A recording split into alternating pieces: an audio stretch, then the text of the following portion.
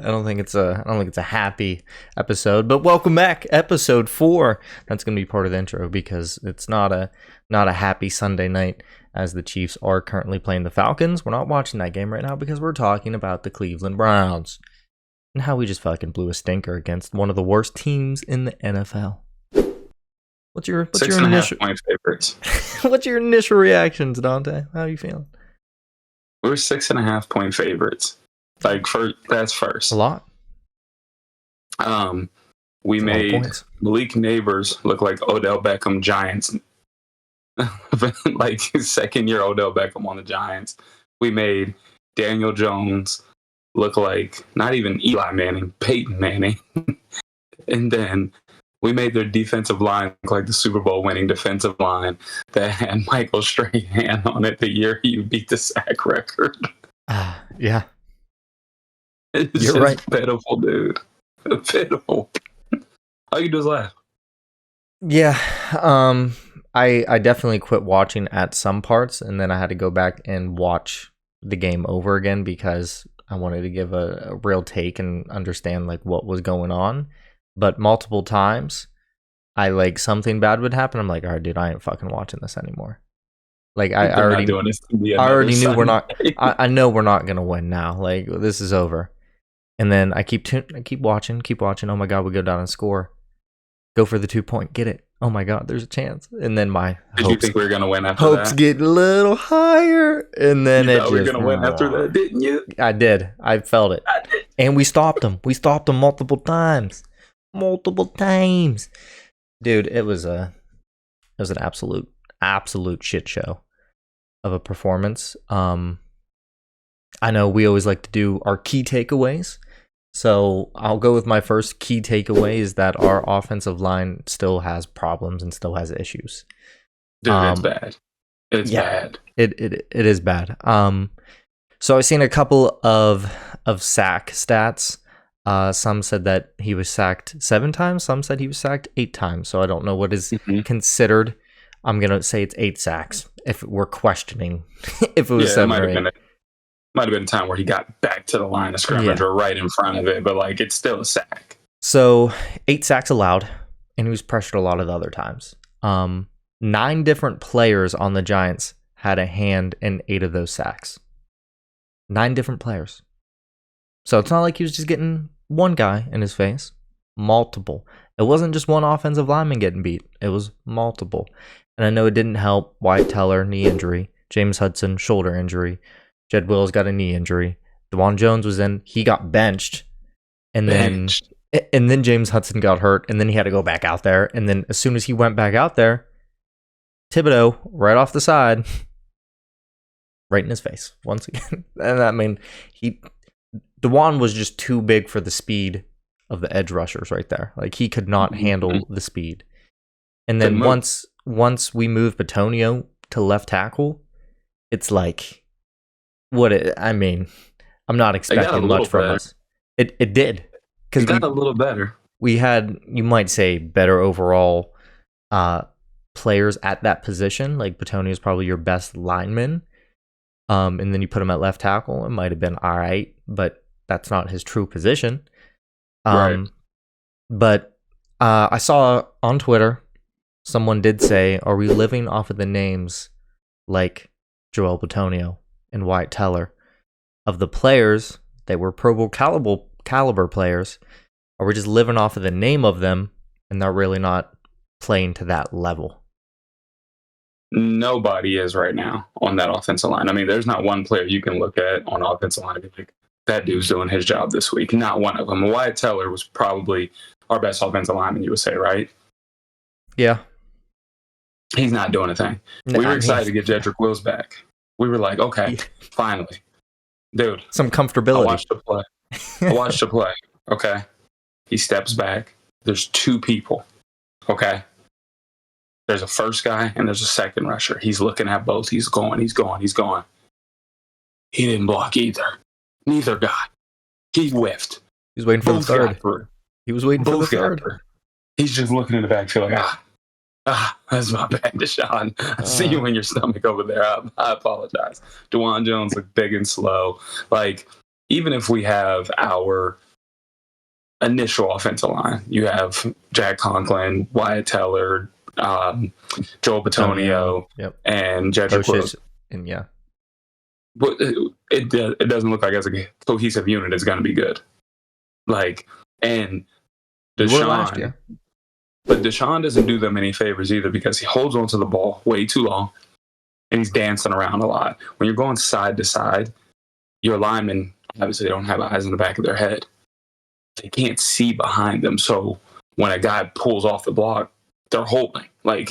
A lot of those holding calls are on Deshaun because he's just holding the ball too long and he's trying to dance around and make a play happen. He's got to get the ball out faster to help them because they're not helping him either, but nobody's helping each other. No. And I mean, if you were to put a blame on a certain position group or area, I think it gets scattered around to everybody. Offense, everybody, offensive line, Deshaun Watson, defense, even at times because you're playing against the Giants. I know we did shut them out in the second half. We got lucky with a missed field goal, but we did shut them out in the second half. So bravo to them not putting up any points in the second half, but we also gave up. We gave up realistically 14 points in the first half if we didn't have that turnover that turned into another touchdown. But at the same sense, our offense only put up 7 points if you're not including that first drive, one play touchdown off of that kickoff return fumble. And it's we got gifted the ball where? What yard line? 30, around the 30. He threw, a great ball to Amari Cooper, left side of the end zone. Amari made a great catch. I'm like, oh my God, Amari's back. He was back today. He was today, though. He played the best player on the team today. Yeah, Amari was. He was the best player today. And to go back to that, our offensive line, or offense in general, only put up 7 points the rest of the game, or 8 points because we went for 2. That is not a recipe for success. We have yet to get 20 plus points in a game so far this year.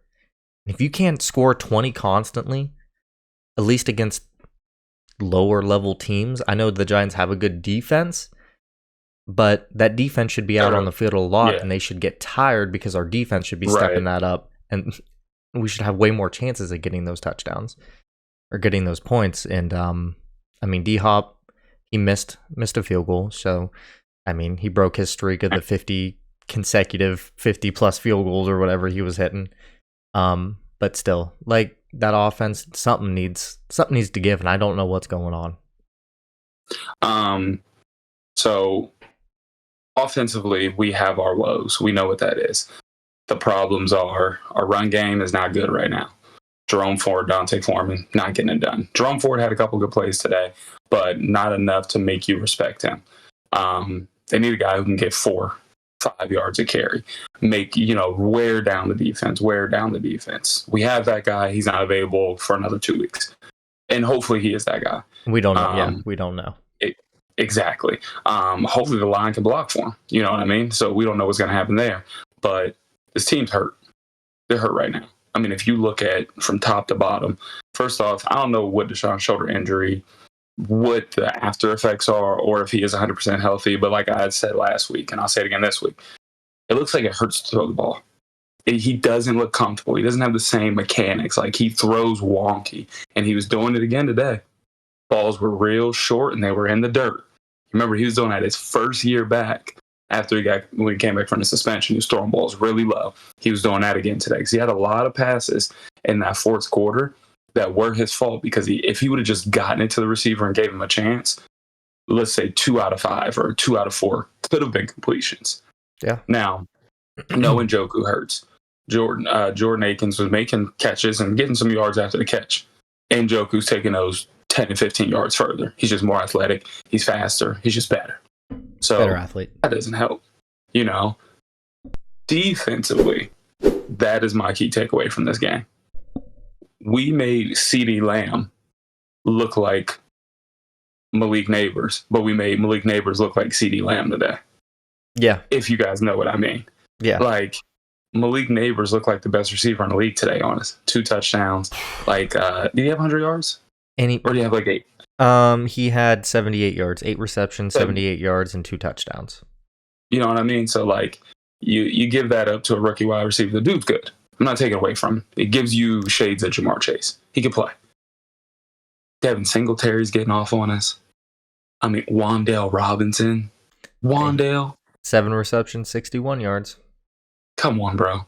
Like, this is the Browns defense that is supposed to be shut down. Like, I mean, look, thankfully they had a takeaway, but like, you got Myles Garrett ran Defensive Player of the Year. You got the defensive line back. Like, that team just, Myles Garrett's hurt. He doesn't look healthy. Like, I mean, he didn't register a sack today, did he? I think he just had pressures. From what I see sack-wise, the Darius and Okoronkwo are the only ones that got sacks for us. Yes, Okoronkwo had a really good sack too. But, pause. He had a nice but sack. Yeah, dude. The team just like, it's like we need a bye week now.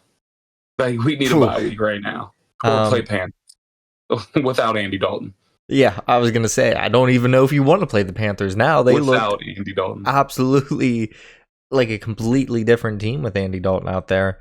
And to go back to what you were saying about the defense and just Malik looking like a god, why did we have MJ Emerson on him for so long and wait to switch it up to put Denzel on him? I mean, I thought about that. He was getting cooked early on. He got mossed. That could have been an easy interception. MJ, I mean, He took it from him. I'm not a corner. I'm not a corner in the NFL. I really didn't play corner in college. I played corner in high school. But when you're running down the sideline, you're hip to hip, basically with the receiver. You have him against the sideline. The ball's thrown to you. It is catchable for that interception. I remember watching it. I don't think MJ jumped. I think MJ just thought it was going to come right to him, and he was just going to make the catch. Yeah, he had it in his hands. If he jumps there, that's like a box out in basketball. You jump, you're restricting more area from Malik to get that ball. And if Malik's getting there before you, that's offensive pass interference. Right. So right there, MJ should have had an interception. He didn't. He had a rough day today. I mean, he was a great corner last year for us. I mean, as a corner, it's the hardest position in football, I believe. So you're going to have rough games. It's just what's going to happen. You're matching up against a budding star. You're going to have good games. You're going to have bad games. I mean, I've seen Denzel Ward get absolutely mossed by Cortland Sutton. Yeah. You know what I mean? And like, no shade to Cortland Sutton, but that's not exactly a tier 1 receiver. So it's going to happen. But like you said, no, I don't think we've ever really had Denzel Ward to straight shadow people. You know what I mean? But this is one of those games where if you would have taken Malik Neighbors out, I think the game looks a little different.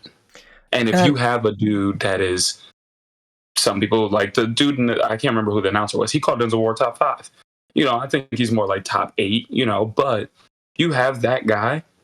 A top 10 at least. Lock down. Like, go do that. Go follow that dude and keep him from being who he is. Like, I just didn't get that one. And I know a lot of people, and Bill Belichick was like this when the Patriots played the Jets.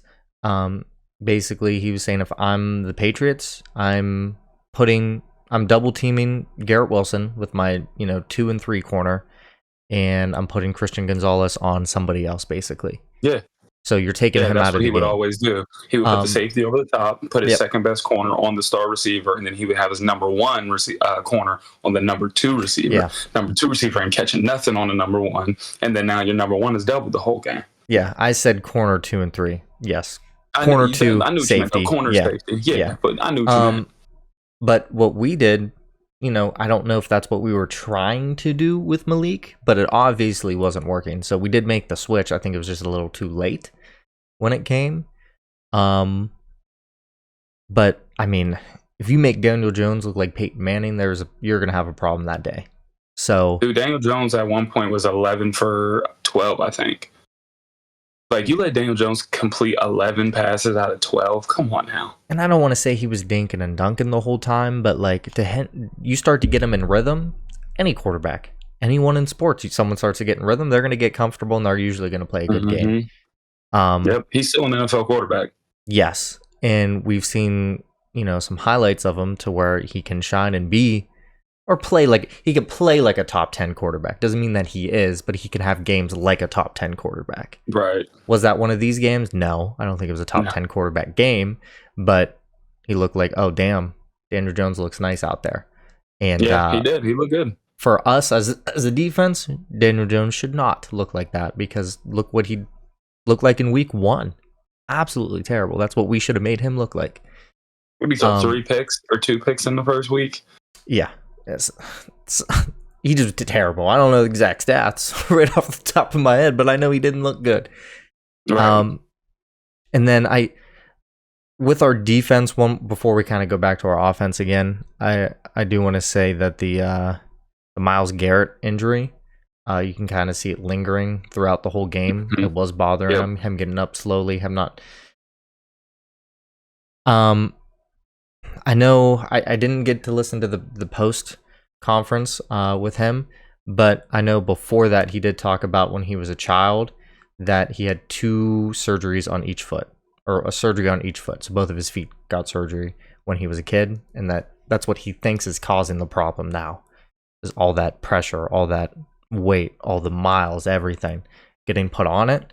And what I think, because it's like his feet / lower leg injury now, I think since the feet are going down, he's compensating a little more on every part of his lower body, and that's slowly going to go down and get hurt. So for him, it's, you don't want to say you don't want him to like take multiple weeks off or go get surgery if he needs surgery on it or anything like that. Right. But you want to see him healthy. If for whatever reason in 4 weeks we only have 1 win, 2 wins, I think there's an argument to where you just say, listen, Myles, you get healthy for next season. Yeah, just kind of not tank, but I mean, let's keep moving. Like, I like where you're going. Okay. We're 1-2 right now. Okay. We have, is it the Commanders next or is it the Raiders next? So, yeah. I mean, next we play the Raiders, and we know the Raiders, their defensive line. What we've seen from every other place that had a good defensive line, Cowboys, Giants, the Raiders have a good defensive line too. So I'm expecting the worst, in my opinion. So but yeah, we play Raiders, Washington. You play Raiders. Hypothetically, you lose. You're 1-3. You play the Commanders. If we lose, we lose. You're now 1-4. You are 5 games in. You are essentially a third through your season. Okay. At this point, is there any adjustments that need to be made that are drastic? Because there was a lot of boos in that stadium today. Well deserved. I mean, a lot of boos, and it's kind of hard to tell who they're booing, but they're booing us as a whole. Yeah, 100%. The only time that the crowd got together and got hyped despite touchdowns and kind of big plays is when Myles was hurt and he got up. Everyone was cheering or chanting his name. Like that's probably a really cool feeling. That probably made Myles want to still stay out there and go play. Right. But if we lose Raiders, Commanders, and only 1 win, I mean, looking forward from there, adjustment wise, I would just tank, because you got Eagles, Bengals, Ravens, Chargers, Saints, Steelers, and right there, that's just that stretch from what we've seen. Eagles are still going to be a good team. Bengals, rivalry. Ravens, still good team. Chargers played Pittsburgh very well, and they are playing well this year. Saints, Justin Herbert got hurt. Gave that maybe a different game if he plays. You never know. So exactly. I mean, the Saints, they look completely different from what they did the first 2 games, but you still don't know. They still might be pretty damn good. And then you got Pittsburgh and the Broncos now, and the Broncos just won their first game. Shout out to them. But beat Tampa Bay. Yeah, and Tampa beat the Lions. And it's like, this NFL season already is a really crazy season of unpredictability. We thought this team was going to be good, or this team was going to beat this team, and just the opposite happens. Yeah, who saw Pittsburgh being 3-0 right now? And then who saw, the Ravens almost 0-3 today? 0-3. Could have been 0-3. Almost. Or the Wasn't far Bengals off, coming up could be 0-3. Yep. They play? Am I high? They play tomorrow. Okay, they play tomorrow. For There's some two reason, I Monday was night like, games. did I miss this? Yeah, they two No, Monday there's two night Monday messed me games. up. Yeah. But let's say we do lose. Hypothetically, I mean, this is going to go to one of my points. Let's say you do switch it up at quarterback, because I think that's kind of where you're aiming towards with this question, right? Let's say you do switch it up at quarterback. I'm throwing you the alley-oop. I think if you put in another QB, it doesn't change the fact that you're probably still going to be the most pressured QB in the NFL. You're probably going to be the most sacked QB in the NFL. And I think swapping the QB is not going to solve that offensive issue. Because we've seen Jameis Winston with terrible teams. Jameis Winston with terrible teams is not a great player. Yeah, he's not a scrambler. He's not going to get out of the pocket. And that's the thing. Looking at what Deshaun is supposed to be. Yes, I mean, supposed to. He's supposed to be able to extend plays, get out of the pocket, throw on the run. I mean, listen, if it's not a clean pocket and it's a 5-yard pass, I've got zero confidence that he can make any throw or make any play. I mean, there was like one play he made a decisive run. He saw the pressure and was just like, yeah. But when he got clotheslined by Brian Burns and fumbled, just holding the ball too long. So I remember that play vividly. The only problem, it was a play action. So as soon as I assume the running back was Jerome. I forget who the running back was. But as soon as he pulls it back for that play action, it was about 2 to 3 seconds to where he was instantly hit in his throwing motion. Mm-hmm. So it's not like he was still holding the ball when he got hit. Right. He was in his throwing motion ready to go, and he got hit. So I don't blame that one too much on him, but I will give a shout out to, I think it's Cleveland something. I'm going to put it in the video. They put on their story, this is going to go to your point, of multiple pauses throughout the game to where Deshaun has multiple wide receivers open in a still frame that led to a sack. So either one, he's not seeing the receivers, he's not looking downfield. I don't think he's confident he can make the throws. I think he would rather. You got your phone, right? As you're talking, I'm gonna send these to you. Okay, because like if I'm putting my mind in a quarterback, let's just say, if you take a sack, that looks like the offensive line broke down sometimes, right? Yes. I mean, when you hear sack, you're thinking it's offensive line fault. Right. If you throw an interception that was not tipped, quarterback that seems like your fault, right? So if you are daily competing for your job, scrutiny, all the money, the allegations, the pressure of being a Cleveland quarterback, all the above, you don't want to make mistakes. It's in your mind. You're scared. I think he's holding it, and he just doesn't have the confidence to make those throws. He just doesn't. So I sent the pictures to you. I mean, I sent them to your Snapchat because I think it has better quality when I send stuff. But to kind of what you were saying, yeah, I mean, he might not have confidence in them. To give a little bit of an asterisk while you're looking at them, I'll have them on the episode as well. That first one, I believe, is really not on Deshaun because there was one of them. I forget which play it was exactly when I was rewatching it, but it was as soon as he got back, like he wouldn't even have time to get the ball off. That did happen a couple times, yeah. But like to your point as well, he is holding the ball too long at times. Yeah, it's like 60-40. 40% of the time he's dropping back and it's like, bam, they're there. But 60, I think, it's like he's looking. I see you. Ah, that's a tight window. Oh, dance. I'm saying. And I mean, accuracy-wise, I think he is getting better, which is something that you shouldn't have to say for a $230 million quarterback, that they're getting better with their accuracy. Yeah, but he's played minimal games, so I'm surprised he's still healthy now. Yeah. I'm surprised he hasn't gotten up slow for how much he's been hit. Yeah. Like I said, his accuracy is getting a little bit better. He's made a couple of great throws this game and a couple other games to where the receivers just didn't catch the ball. But kind of what we were saying, there's also a couple of throws to where he is throwing in the dirt or overthrowing or throwing too far in front of the receiver or tight end. Overthrew Amari Cooper on a wide open pass. And Threw it right over his head. Had him open right over his head. And like we talked about, and a lot of people on the internet, to where it's basically our last drive. I think this was the third down, to where we run a pretty damn good pick play. I think it's for Jordan Akins, where he's rolling out in the flat. So the receiver's basically running a slant route. Jordan Akins is going out in the flat. And this is when Deshaun tries to take off in that final drive on that third down to try to get something. And he like reaches out for it, I think. So I forget exactly how it goes. But he was wide open. He was looking at him, wide open. Looking right out. And maybe he thought he was gonna get hit while he was throwing it, so he didn't. I don't know. And then that led to the fourth down to where he threw it to Cedric Tillman. Good pass. Right in the chest. Right in the chest. That's on Tillman. Still tough catch because, DB's all over you still. But that was a perfect pass right in the chest. You don't put the game on Cedric Tillman. So that's what I was going to say. So looking at the Browns receiving that game, Amari Cooper, 7 receptions.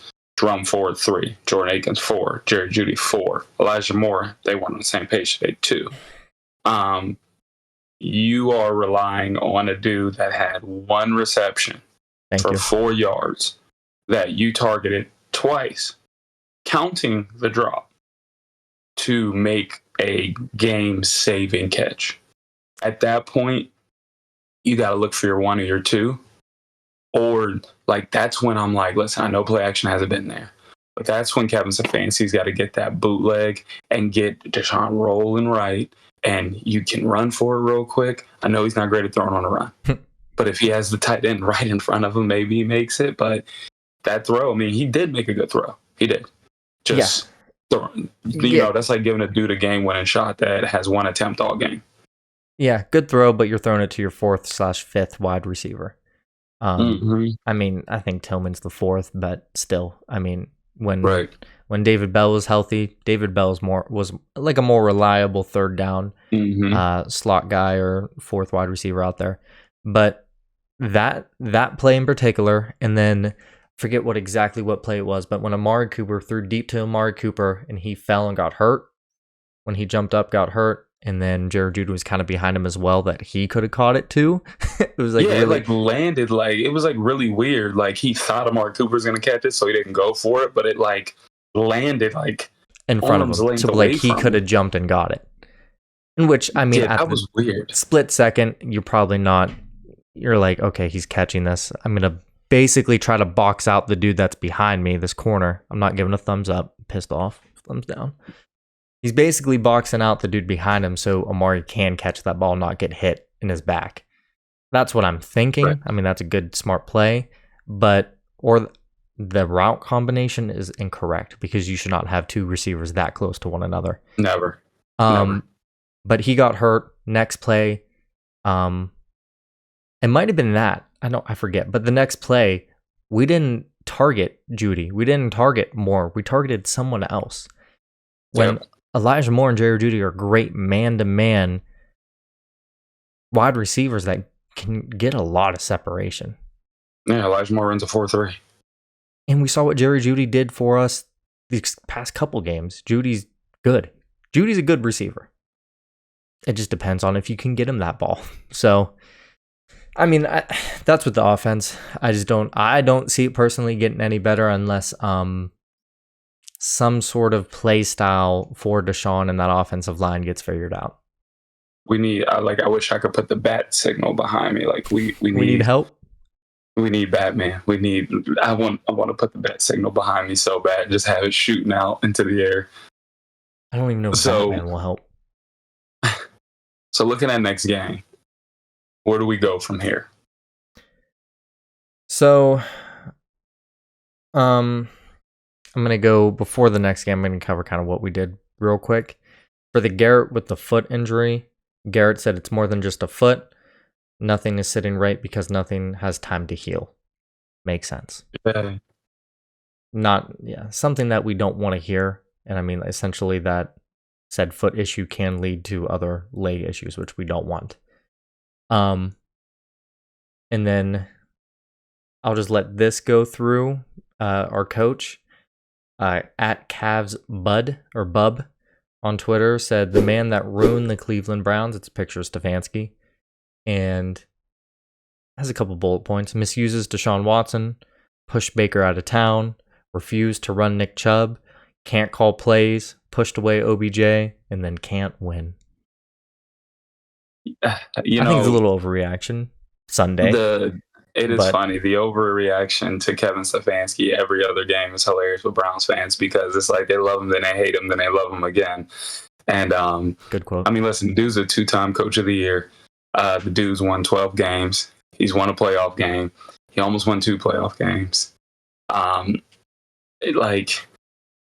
Listen, every coach has their shortcomings. Every coach does bonehead things, and you just look at yourself like you're scratching your head. But I can't look at Kevin Stefanski like this is all his fault. Sure, he ran Baker out of town. Sure, maybe he mishandled the OBJ situation.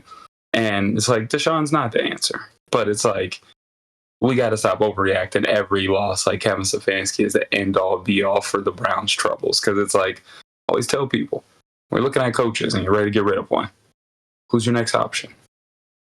Who's next? Because everybody Mike Pettin? Call him up again. I mean, Mike Vrabel is in the building. I like Mike Vrabel over Mike Pettit. I would too. Or Jim Schwartz. Jim Schwartz isn't a terrible option, but he's a defensive coach, so you'd have a different... Or maybe we're cursed because of firing Bill Belichick, and we're not going to do any right until he's on the team. We hire Bill Belichick. I did say that not too long ago. Now we're fried. Because during our regular Barbershop Break Room podcast, you asked a while back of where do we think Bill Belichick will go next season. I said the Cleveland Browns. Hey, that shit might happen. So, give me a prediction for the Raiders game. So it is Raiders next week, right? Yeah, we got the Raiders next week. I mean, Andy Dalton threw for 319 yards and 3 touchdowns against the Raiders. If Deshaun can do half of that, I'd be happy. Yeah, but Andy Dalton's willing to let the ball go. When you are a bench quarterback and you come in, he has nothing to lose. You just go back to where you go if you get benched. Like, there's nothing to lose. Like, Mason Rudolph came in for the Steelers and was like, hold my beer. Where am I going to go? Back to the bench? Ooh. And I mean, Chuba, is it Chuba?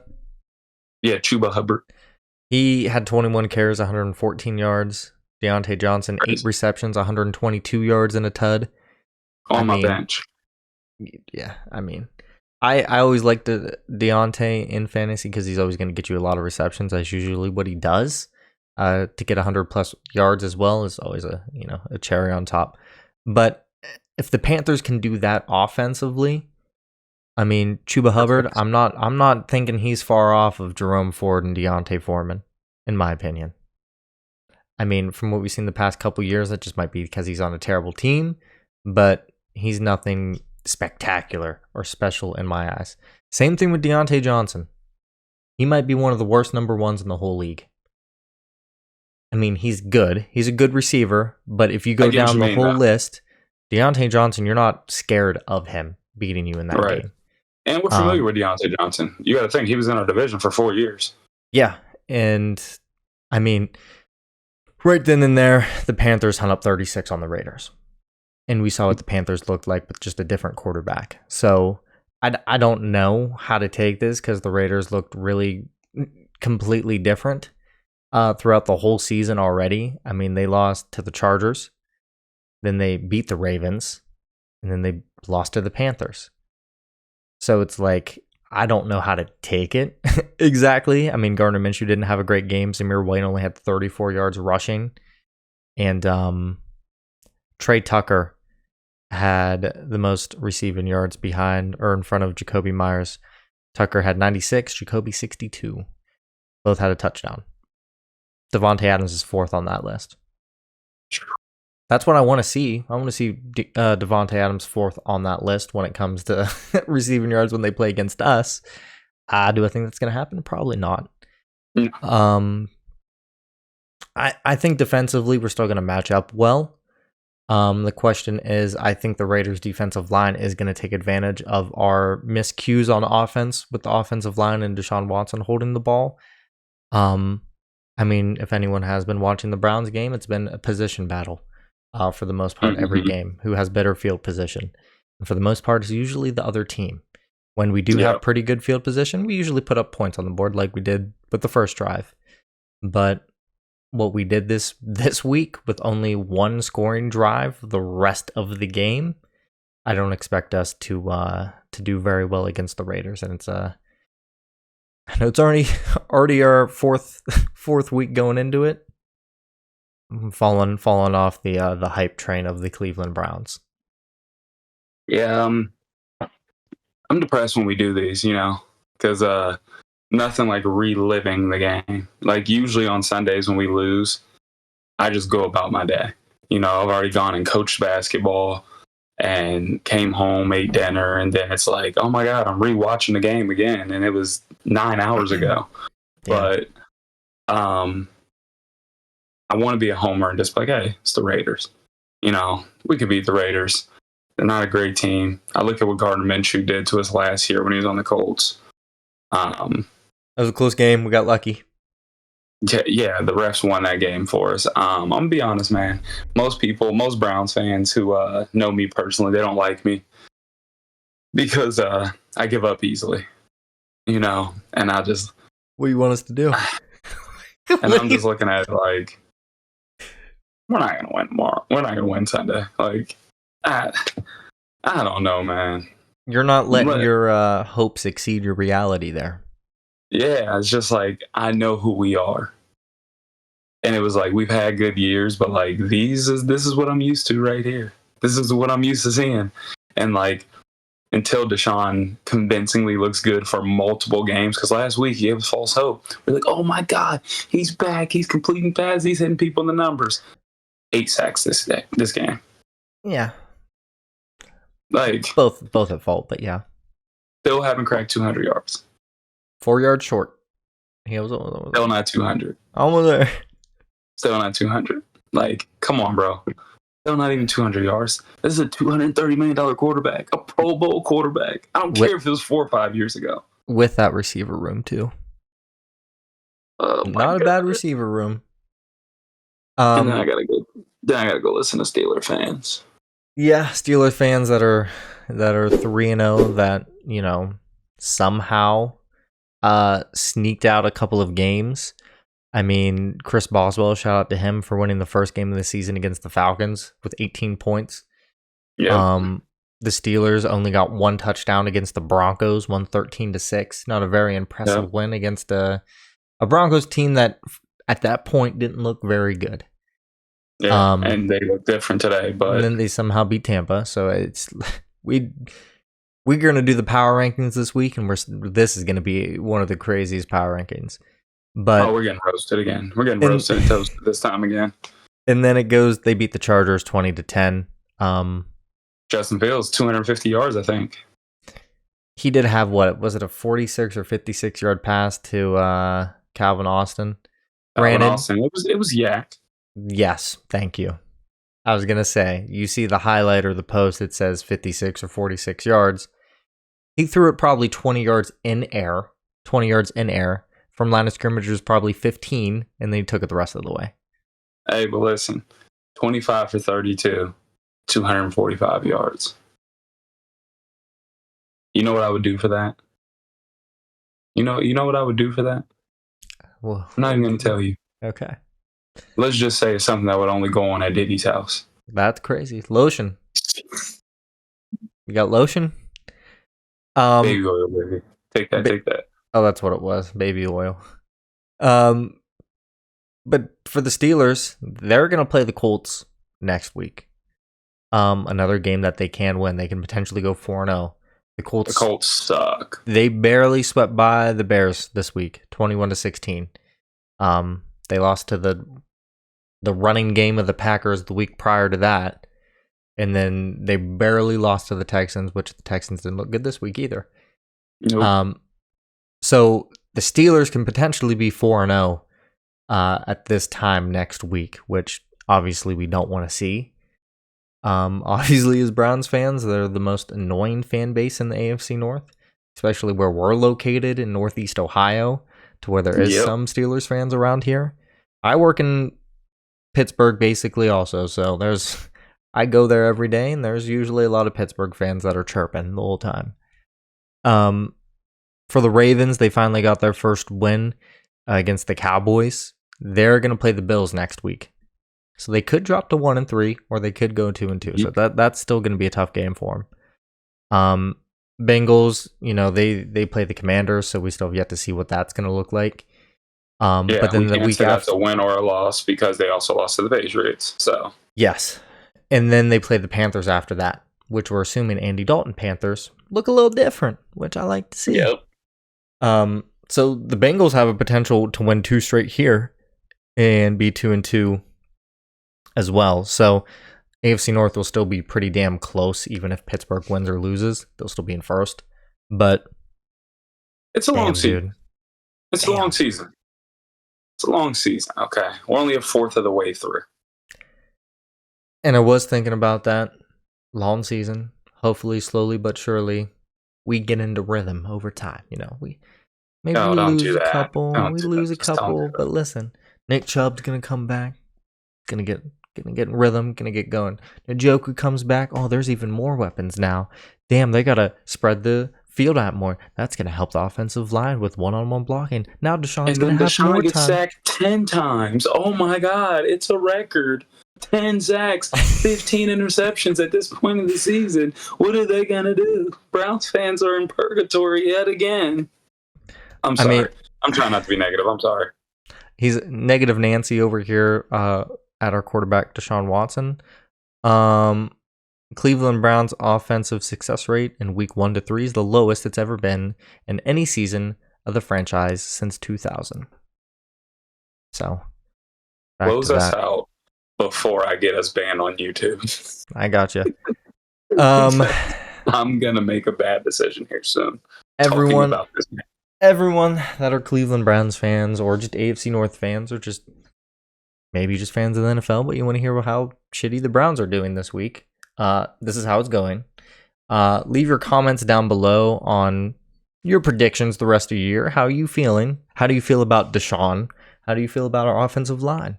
Do you think Nick Chubb's going to come back the same player that he once was? Is David Njoku going to come back and be healthy and drop a couple more balls? Probably, but hopefully not a lot. But comment, subscribe. If you guys do comment, I'll make sure to comment back at you, either through my personal or the barbershop break room thing. And here shortly, we didn't mention in our podcast, we're going to have a little rebrand. So if you do see this video pop up again, or similar thumbnail like we're going to have pop up again by a different name, it is us. I'm not going to give this away yet because that's for the podcast to come out and say, hey, surprise. But don't give it away yet. We can't give it away yet, even though I want to. No spoilers. But until next time from me, anything you want to say, Dontea, before I close this out? I'm going to be that flip-floppy fan that I always am. See you guys next week after a dub. Real quick, prediction. Give me one prediction. Raiders. Scoreline. Browns win 17-13. I'm going 17-13. I'm going to go Browns. If I'm putting my life on it, we lose. But good thing I'm not. Browns win 21. We finally put up 20 points as an offense. 21-13, we beat the Raiders. That's it for us. Thank you guys for watching. Hopefully we're 2-2. But wait, did we already? We'd be 2-3. All right. Hopefully we get 2 wins by next week. What the celebration for, man? We didn't win. Peace out.